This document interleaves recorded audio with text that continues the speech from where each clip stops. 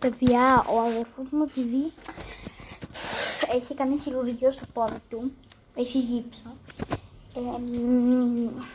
κάνει μπάνιο τώρα και μπάνιο έχει βάλει η μαμά μου σακούλα στο πόδι που έχει τον γύψο.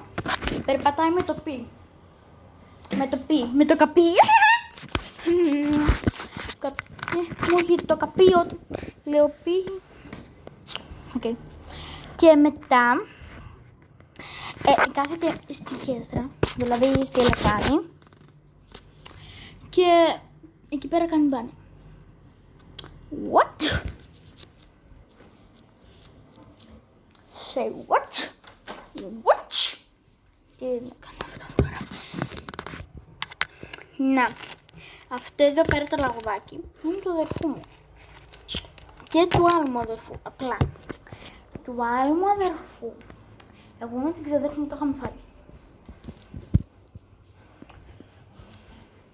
Δεν ξέρω σε ποιο σημείο να πάω. Να πάω στο... Θα πάω. Και KY. 4 ώρες φορά τα νύχια μου εδώ, εντάξει.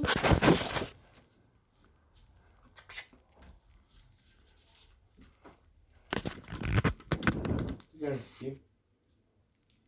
Πείτε. Άγκολα. Τι. Δεν έχει καθόλου ψυχή. Όμως, ο αδερφός μου δεν θέλει να μπει μέσα.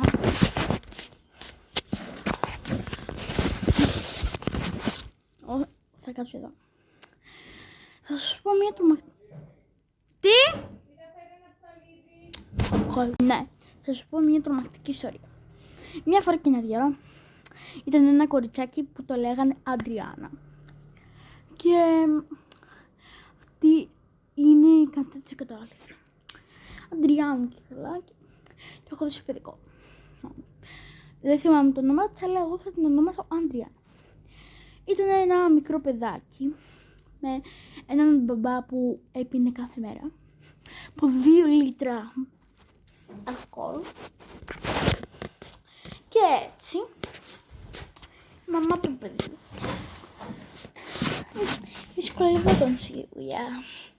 Και έτσι έγινε μια στάρ στο Hollywood η κόρη τους. Επειδή ήθελε, όχι δεν ήθελα, δεν είχαν πολλά λεφτά και δεν μπορούσε.